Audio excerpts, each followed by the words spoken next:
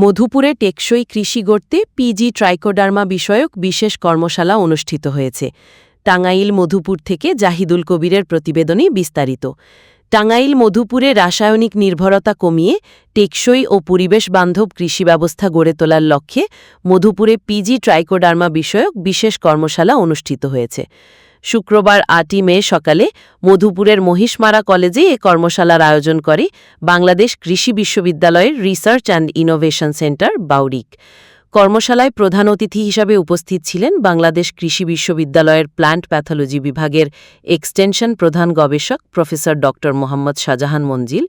অনুষ্ঠানে সভাপতিত্ব করেন বাংলাদেশ কৃষি বিশ্ববিদ্যালয় চিফ কোঅর্ডিনেটর প্রফেসর ড মোহাম্মদ আব্দুল আউয়াল।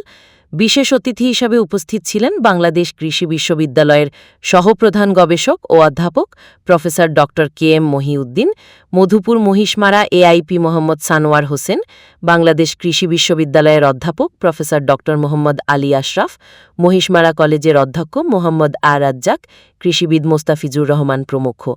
কর্মশালায় স্থানীয় কৃষক, শিক্ষার্থী ও কৃষি সংশ্লিষ্ট বিভিন্ন পর্যায়ের ব্যক্তিরা উপস্থিত ছিলেন।